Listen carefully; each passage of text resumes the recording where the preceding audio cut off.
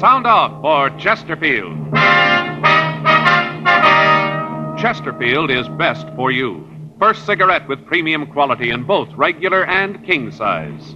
Chesterfield brings you Dragnet.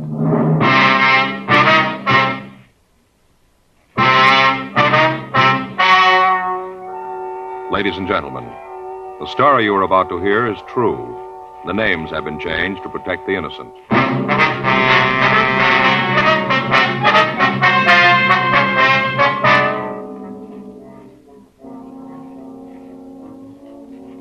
You're a detective sergeant. You're assigned a burglary detail. A wave of burglaries has broken out in your city. The thieves are fast. They're clever. Your job? Get them. Years ahead of them all. Chesterfield is years ahead of them all. The quality contrast between Chesterfield and other leading brands is a revealing story.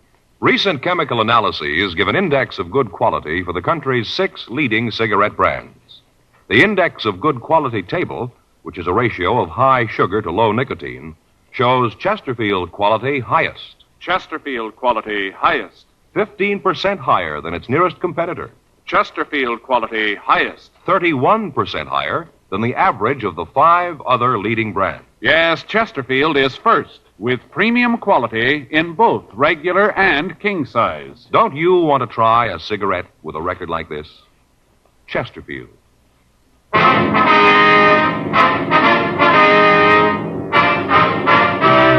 Dragnet, the documented drama of an actual crime. For the next 30 minutes, in cooperation with the Los Angeles Police Department, you will travel step by step on the side of the law through an actual case transcribed from official police files. From beginning to end, from crime to punishment, Dragnet is the story of your police force in action. It was Thursday, December 10th. It was cold in Los Angeles. We were working the day watch out of burglary detail. My partner's Frank Smith. The boss is Chief of Detectives Thad Brown. My name's Friday. We were on the way out from the office, and it was 10:14 a.m. when we got to the Armstrong Schneider Jewelry Company, the manager's office. Can I help you? Yes, ma'am. Police officers, we'd like to see Mr. Armstrong. Oh, yes. Just a minute. The police officers are here. Yes, sir, right away. Will you go right in, please? Thank you very much. Mr. Armstrong's office. Yes, sir. I'm sorry, but he's in a meeting. Won't you come in? Thank you very much. Thanks, sir. Mr. Armstrong? Yes. It's my partner, Frank Smith. My name's Friday. How do you do? Won't you sit down? Thank you very much. Thanks. Would you like a cigarette? Yes, sir. Thank you. Thanks. I have a lighter. As you know, this firm is probably the foremost fine jewelry store on the coast. Yes, sir. I wonder if you'd tell us about the theft. Yes. Well, we discovered it this morning. About what time was that? Well, about 9:45. That's when we missed it. I guess the necklace was taken about 9. Must have been right after we opened. Could you give us a description of the piece, sir? Yes, I have it right here. Got it from the insurance records. Have a drawing of it. We always have that done on high-priced items. Mm-hmm. Here you are. Thank you. Mm-hmm. What value do you place on the necklace? It's insured for $8,000. Firm can't afford to take a loss like that. Could you tell us exactly how it was taken? Yes, I can. It was just after 9. We just opened the front doors. People had started to come in. Lots of shoppers. Christmas, you know. Yes, sir. Well, this one couple came in, asked to see some of our more expensive necklaces. Henderson brought the tray out of the safe and showed the collection to the people. Henderson? Yes. He's the clerk who was waiting on the people. Oh. I gave him his notice. I had to. Looks to me like carelessness. I wonder if we could talk to him. Yes, all right. Thank you. Miss Courtney, would you have Henderson sent in here, please? Yes, right away. What? No, tell him I'll call later. That's right. Have him leave the number and I'll call back. Right, yes. He'll be right in. All right, thank you. How long has this Henderson been working here? I'd have to check the employment records to be sure. Offhand, I think it's been about 5 years. Ever since we opened at this location. We used to have a store downtown, then we moved out here. Mm-hmm. Where did he work before that? Well, let me see. I think it was someplace up north. San Francisco, I believe. Yes, he worked in a store up there. Had excellent references. He's a good salesman. But you gave him notice, huh? Well, I felt it was the only thing to do. If he's getting careless, he has no business working in a store that deals with expensive merchandise. Mm-hmm. Excuse me. Yes? Send him right in. What? No, please tell him to call later. No, I'm not into anyone. No one but Sharon. My wife. Yes, sir. Come in. Do you want to see me, Mr. Armstrong? Yes, come right in, Henderson. These are police officers, Mr. Friday and Mr. Smith. This is Charles Henderson. How are you? Hi. How are you? They'd like to ask you some questions about the theft. Yes, sir. Anything I can do to help? Could you give us a description of the couple you waited on? Yeah, I think so. The man was about 35, maybe 40. About how tall was he? Well, maybe 5'11". Might have been 6 feet. I'd say he weighed about 155 pounds, something like that. Uh-huh. How about his coloring, his complexion? It was light. Looked like he'd been out in the sun, though. His nose was all sunburned. I noticed it because you don't often see people with sunburns like that this time of the year. You know, December. Mm-hmm. How was he dressed, do you remember? He had a gray hat on, gray chalk-striped suit on, flannel blue shirt, maroon tie. Didn't see his shoes. He had on one of those new round collars, though. You know, rounded here on the collar points. Mm-hmm. Was he clean-shaven? No, he had a little mustache, one of those that looks like it's drawn on with an eyebrow pencil. Just a line, you know the kind. Uh-huh. How about the woman? What'd she look like? She was a small woman, not much more than 5'2", little, about 100 pounds. Real pretty. She had dark hair and blue eyes, very fair. I noticed it because I thought at the time that maybe she dyed her hair. Mm-hmm. Did you have any marks or scars you saw? No, I don't think so, no. How was she dressed? She was a little too overdressed, had a dress and a coat, had a jewel clip here on her dress. She looked kind of flashy, cheap, you know. I see. Anything about the way they talked and the accent, anything like that? No, nothing I can remember. Would you remember if either one of them wore glasses, maybe? No. The man, though, he had a kind of funny way of talking. What do you mean? Well, he sounded sort of like one of those pitchmen on TV. You know, the kind that sell kitchen gadgets, things like that. Mm-hmm. Could you tell us what happened, what they said when they came in, how they took the jewels? Yes, they came in right after we opened and asked to see something in necklaces. Said they wanted to pay around $5,000. So I brought out the tray, but didn't find anything that they liked. And then I brought out the other tray. They looked at one of the necklaces. Beautiful thing, $8,500.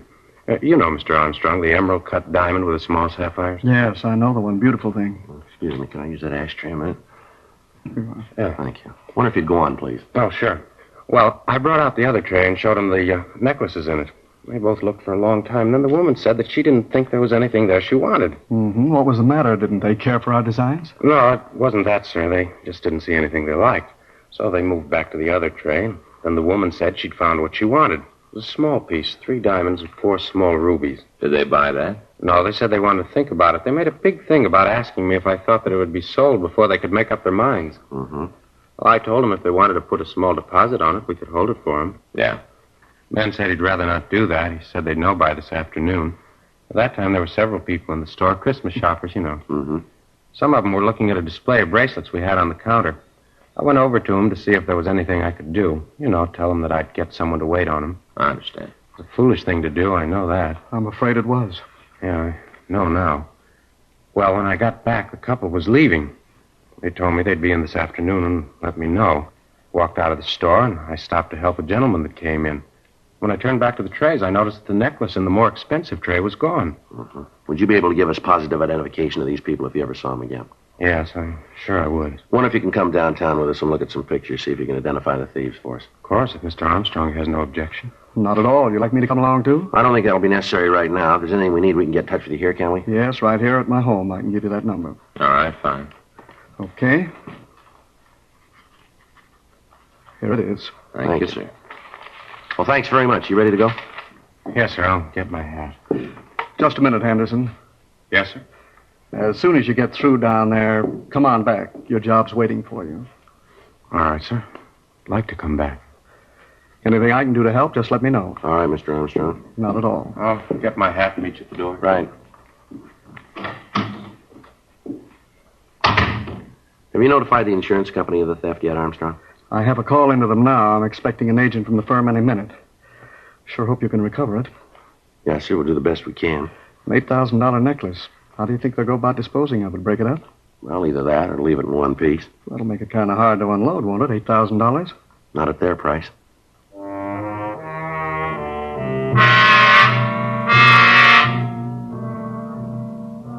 "10:37 a.m. We talked to the other people in the store. From them, we got verifying descriptions of the 2 thieves. 11:32 a.m. Frank and I took the clerk, Charles Henderson, down to the city hall and had him go through the mug books. We got out a local and an APB on the pair of thieves, and a description of the stolen necklace was prepared for the Daily Bulletin. The insurance company that underwrote the necklace got in touch with us and said that they were getting out printed circulars to jewelers throughout the country. The victim was unable to make an identification from the mug books. We had the MO of the theft run through the stats office, but when the possibles were checked out, we had no new leads. Further interrogation of the owners and employees of the stores in the immediate vicinity of Armstrong and Schneider failed to turn up anything new. The theft was not a new one. For the past 6 weeks, there'd been a series of burglaries taking place out on Wilshire Boulevard. Most of them had been exclusive women's stores or jewelry shops. To date, all of them had been articles of small individual value, none that approached the value of the necklace taken from Armstrong and Schneider. In an attempt to apprehend the thieves, all of the usual avenues of sale of stolen goods had been checked. None of the precautions apparently did any good. The thefts continued. Another 2 weeks passed. In that time, the thieves hit 3 times, all in the same general area. The employees of the victimized stores were questioned. From the information we got from them, we could be certain that the suspects were the same ones we were after. On Tuesday, December 29th, Frank and I got back from checking a lead. Well, there's another one that went no place. Yeah, you want to check the book? Yeah, I'll get it.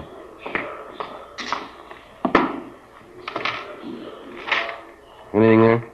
Yeah, there's a call here from Alex Olson. Olson? Yeah, got a Dunkirk number. You know Olson? No, that name doesn't mean anything to me. Say what it's about? No, so just call him, because it's important. All right, give me the number, huh? Yeah. Here you go. What is this, 190? Is that a 9? Yeah, I think so. Yeah, it's a 9. You don't make 9s very good. Lopey, can't write. Can I speak to Alex? Oh, Alex Olson. Yeah. Yeah, that's right. The hotel.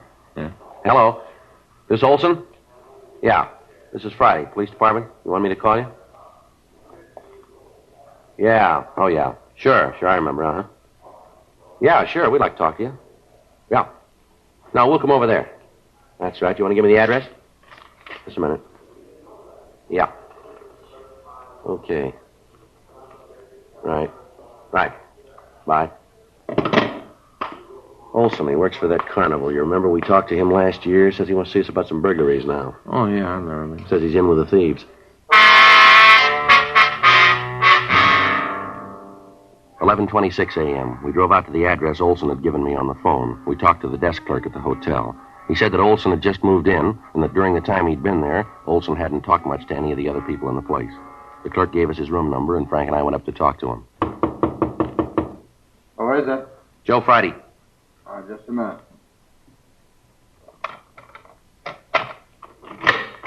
Hi, come on in. Thanks. All right. Olson, this is my partner, Frank Smith. Hello. Yeah, I remember you. Sit down. Thanks. You want a drink? No, thanks. Oh, I gotta have one. What was it you want to talk to us about, Olson?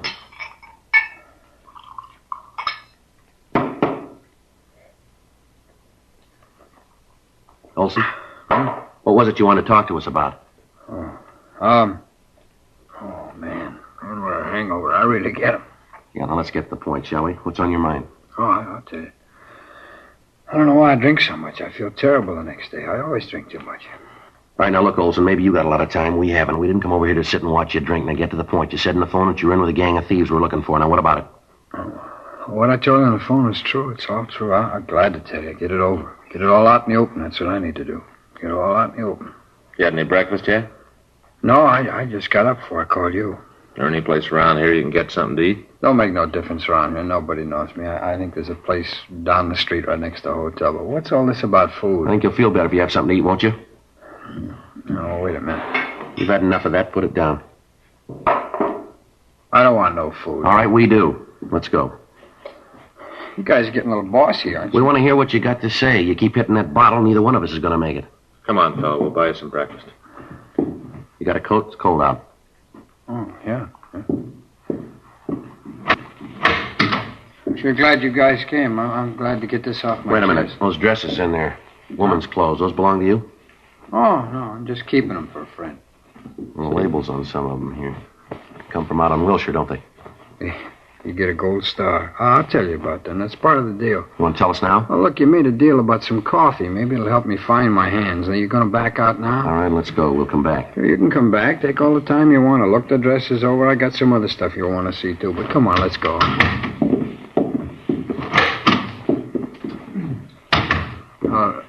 let's walk down now. Let's not take the elevator. It's too noisy. Murder. All right. And what's this other stuff you wanted to show us, Olson? The jewelry. I got some of it in the dresser. It's cheap stuff. Nothing worth anything. It's cheap. Where'd you get the clothes and jewelry? Oh, Red asked me to keep informed. Who? Well, he's the guy you want. He's the one that's engineering the thefts. He's the one. He's a real crumb. Big man. He's the one you want. I'd like to see you get him. How many other people working with him? 3 others. You know who they are? Sure. I know the whole story, start to finish. I know the whole thing. I'll tell you all about it. Let's go out the side way. All right. Now, where's this coffee shop? Wait a minute. You sure you wouldn't like a belt? No, and neither do you. Now, let's go. Okay, you're calling it. Restaurant's right down here, just a couple of doors. You know where this Red is? Yeah, I'll tell you. He's the one you want. How about the woman who works with him? Oh, that's May. Red's not the guy who goes into the stores, though. A fellow that works that part of the operation is his brother-in-law, a guy named Hank. What was her name? May. Was May. Is she the woman in the team? Yeah, Red wouldn't trust anybody else. Not him. He's a big man, you know. You don't believe it, you just ask Red. He'll tell you. Big man, big bum. This the place? Yeah. You positive? No, I guess you wouldn't.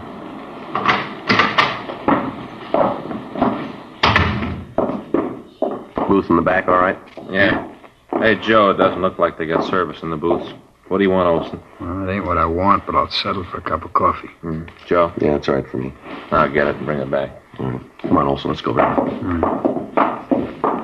Sit down. All right, now suppose you start right at the beginning and tell me about it, huh? Who's Red? How do they work the operation? Where can we find them? Tell us everything. All right. Well, first off, Red's real name is Keith Jameson. They call him Red because he's got red hair, it figures. Yeah. What's he do for a living? He works for Carney. Most of the year we're on the road. This is the off-season, so he's laying up in a trailer camp out in the valley. He doesn't do anything regular now. He just steals. Is he one of the owners of this carnival? No, he runs a pitch game. You know, rings and the pegs. If you play real good, you can win a quarter's worth of slum for $5. Mm-hmm. How about his wife? She travel with the show? Yeah, she travels. It ain't a regular show, not Red's part. He's just got a concession, you know. He goes with the show like a leech. He's been thrown out of a dozen carnies for crooked stuff. His brother-in-law's a dip when we're on the road. Picks pockets in the crowd around Red's place. He's gotten us all in a lot of trouble. No carny in the country will have us around anymore. Don't take him long to get wise to it. Mm-hmm. He's the one that's in on the burglaries with Red and his wife, is that it? That's right. He lists the stuff. How about his wife? Where's she fit in? Well, she's the distraction. You know, the one that comes up and asks questions, pulls the clerk away so Hank can lift the stuff. In case there's any trouble, Hank acts as lumber, too. What do you mean, lumber? Well, you know, muscle. He takes care of the guys that yeah. beef. Mm-hmm. Hey, can you give me a hand with that, huh, Frank? Yeah, here. Look at my thumb. Stuff splashed on it. Think it's blistered? No, it's good hot coffee in there. Here you are, Olson. Oh, thanks. Come on, pass the sugar, will you? Yeah, here you are. Where do you fit into this, Olson? No place, really. I'm just along for the ride. I think Red figures sometime the axe is going to fall and he wants my head under it. I usually hold on to the stolen stuff until Red finds a buyer. Does he use a fence? No, he pushes the stuff himself. He usually works on a tip. You know, somebody wants to buy a piece of merchandise. Red meets him, sets up a deal. Uh-huh. You willing to cooperate with us all along the line on this thing? Sure, I'll go along with you. You know where the necklace is that they lifted a couple of weeks ago? Yeah, Red's got it. He's looking for a buyer now. You think you can set up a meet for us? Yeah, if he thought you wanted to buy the piece, it could be done. Can you set up the meet? Sure. I want to see you get him. Tell me something. How are you going to come out on this if we pick up Red and the others? What do you want out of it? I got my reasons. I got good reasons. You want to tell us what they are? Sure, I got no reason not to. Give me the sugar again. Yeah. You see, Red figures he's going to make a sideshow character out of me next season. I'm not going to go that route. Yeah? What do you mean? Oh, you know, the wild man from Borneo, sit in a pit all day and yell at the customers. Pitch like that always draws a big crowd. Red figures it'll be good for picking pockets. Yeah. You ought to know by now Red's out of his mind. Yeah. Wild man from Borneo.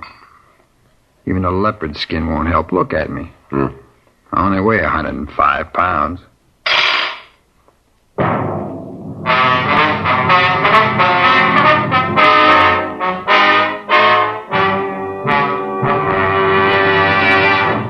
You are listening to Dragnet, the authentic story of your police force in action. Chesterfield is best for you. Listen to Chesterfield's record. For a full year and 2 months, a doctor has been making regular examinations of a group of Chesterfield smokers, and he reports no adverse effects to the nose, throat, and sinuses from smoking Chesterfields. Don't you want to try a cigarette with a record like this? Chesterfield. First, with premium quality in both regular and king size. Chesterfield. First choice with young America. And that's from a survey of 274 colleges and universities. Try Chesterfields today. Remember, Chesterfield is America's best cigarette buy.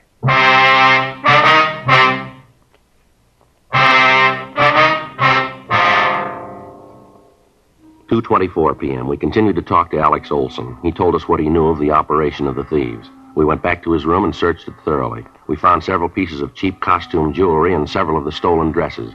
Most of the other things in his room were worthless. As far as we knew, had not been stolen. We took him down to the city hall and had him checked through R&I. He had an arrest record showing several arrests for being drunk in a public place. We checked the name Keith Red Jameson through the files. There was no record on him. There was no record in the moniker file either. Jameson's brother-in-law and the two women were also checked out, but we found no previous criminal record for either of them. Communications were gotten off to Washington to check the possibility that the suspects might have records in other states. 4:40 p.m.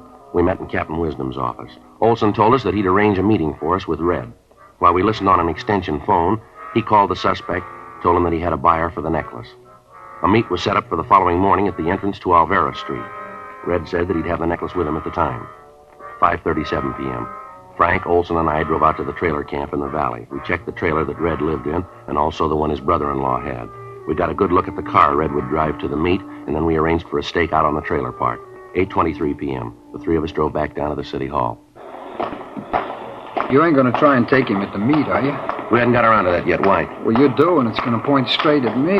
You ain't gonna put him away forever, you know. He's gonna get out, and he's gonna draw a straight line to me. I don't want that. I gotta be protected. We'll take care of you. Don't worry about it. Oh, big deal. You'll take care of me. Well, how? That's what I want to know. How you gonna do it? We'll get him before he gets to the meet. Here you go, in here. Look, tell me, how you gonna work it? We'll come up with a way. You ain't gonna get near him in plain clothes. I'll tell you that right now. He'll spot you a mile away. Comes to cops, he's got eyes in the back of his head. You can't get anywhere near him in those clothes. Don't worry, we won't. He'll be picked up for something else. We'll find the necklace on him if he's got it, and he'll never know that's what we're after. Well, how you gonna work it? How? We'll be in uniform, in a traffic car coming in from the valley. That might work, huh, Frank? Yeah, think so. He's bound to make a mistake. When he does, we'll be there. Yeah, that'd do it. He'll never figure out anything to do with that, never. Yeah, it ought to work. Yeah, that'll work good. Yeah. You guys wouldn't like No, a drink? we wouldn't. No booze. Okay. I just noticed the bar across the street. I thought maybe you guys would like to stop there. I'd feel a little better about this if I had a drink, just a little one. Come on now, bud. Sorry, Alex. We got to take you over to the main jail. You got a what? For the time being, we got to hold you. Oh, well, now, wait, it ain't the jail that bothers me, not being in jail. It's just that I hear it's pretty rough to get a drink over at the Gray Bar Hotel, you know. That's the only thing that bothers me. There's no room service there. Yeah, well, it'll all work out for you. Oh, I don't know. So I got mixed up in this thing. Seems like I got no choice in anything. It don't seem fair. I got no choice. DA's office will know what you did. It'll be marked down that way. Well, I got no beef with you guys. You better take it easy with Red, though. Is that right? Yeah, he's got a gun.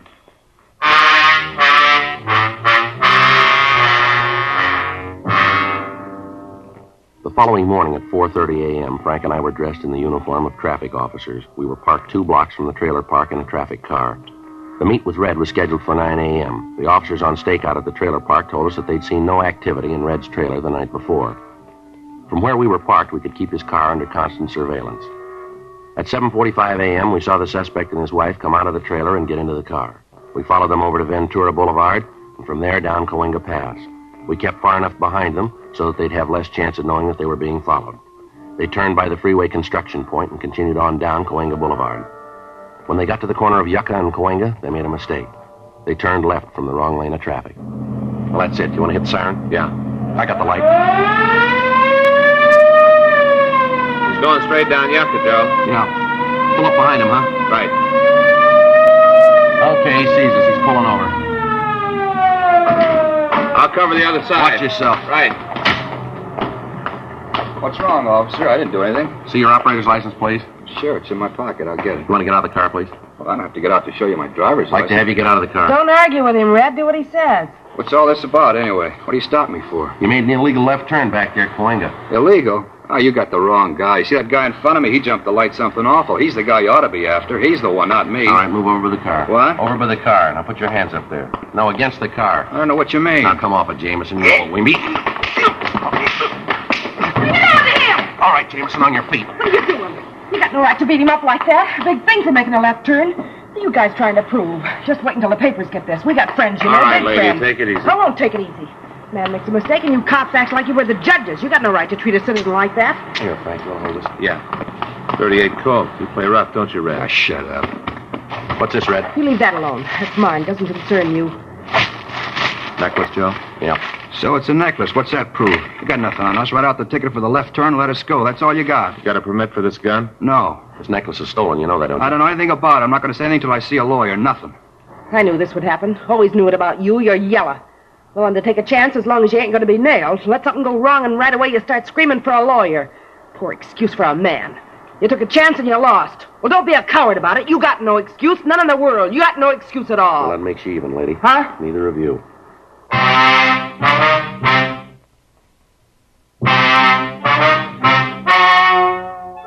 The story you have just heard is true. The names were changed to protect the innocent. On April 15th, trial was held in Department 87, Superior Court of the State of California, in and for the County of Los Angeles. In a moment, the results of that trial. Now, here is our star, Jack Webb. Thank you, George Fenneman. I sure hope you were listening real close to what George Fenneman had to say tonight, because it proves what I always tell you. You can't beat the premium quality you get in Chesterfield, regular or king size. I'd like you to try Chesterfields. They're much milder, and they have a wonderful taste.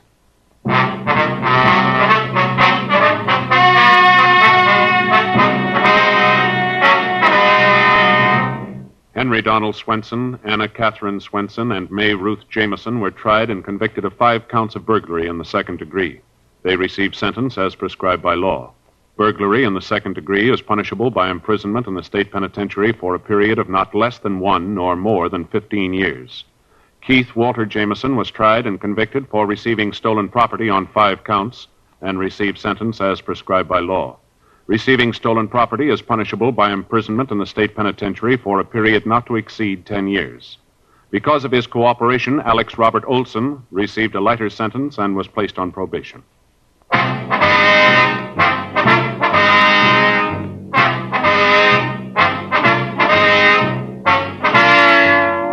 You have just heard Dragnet, a series of authentic cases from official files.